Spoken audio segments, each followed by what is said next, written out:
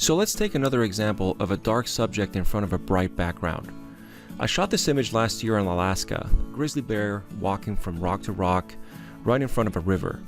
So the challenge here is the dark subject is difficult to appreciate with such a bright background, the river. So let's see what we can do in Lightroom to make the most out of this image. So this is the image right out of camera, and this is the final image. Let's walk through the process. So the first thing I do when I see an image like this, especially when the subject is dark, is I want to simplify it so that to minimize distractions, like the green tones on the rocks and the bright background.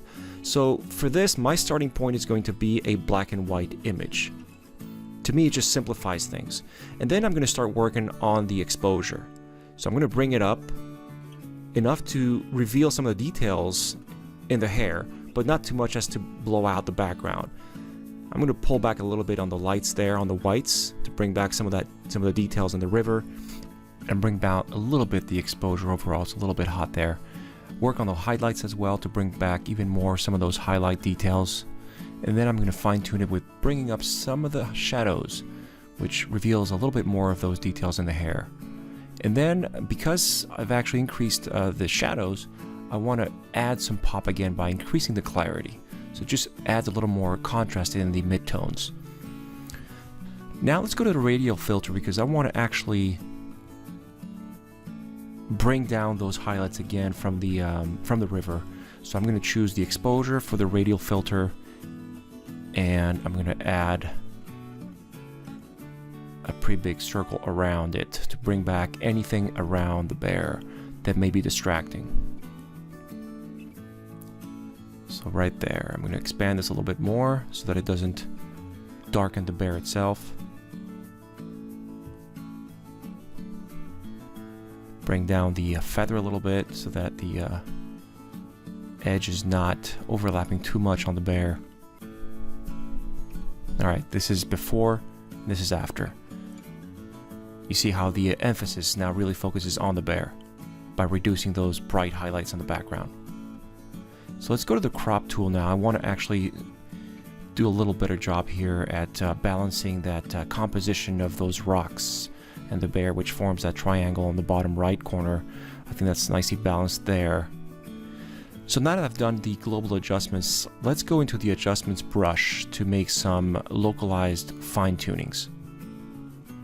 I'm going to go for the exposure so that I can actually bring up some of the details in the brighter tones and the bear's legs. I'm going to just a little bit there. It's just going to bring up some of the interesting lighter tones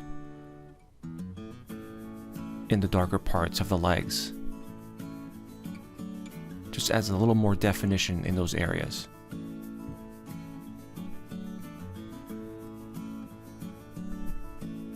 There. And then as I do that, I actually like to add a little bit of clarity, just to kind of add a little bit of contrast in those areas that I'm retouching where the shadows are being brought up. The eyes also are important because the animal is so dark that I want to bring up the eyes a little bit there, very subtly, not too much. So with the same brush, I'm just going over the eyes a little bit to bring them out. A little bit in the ears. Very subtle changes, not too much. Let's fix some of that noise that's actually showing up when I zoomed in here. So I'm going to add a little bit of noise reduction to the image, about 20 here on the luminance. Let's zoom in again to see. Yeah, it's looking better than before. I feel I have to add a little bit of sharpness here around the eyes, just a little bit. So back to the adjustment brush, sharpness, and just a little bit around the eyes, very subtle.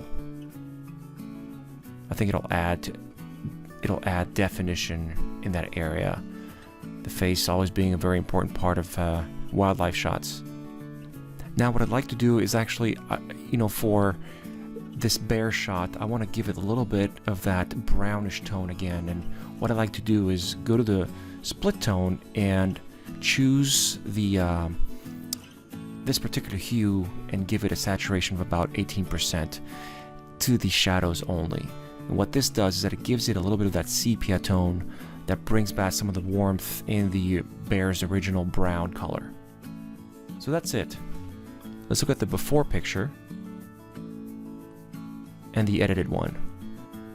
I think that looks much better, brings out the features in the bear and tones down the other distracting elements. I hope this was helpful. I'll see you in the next video.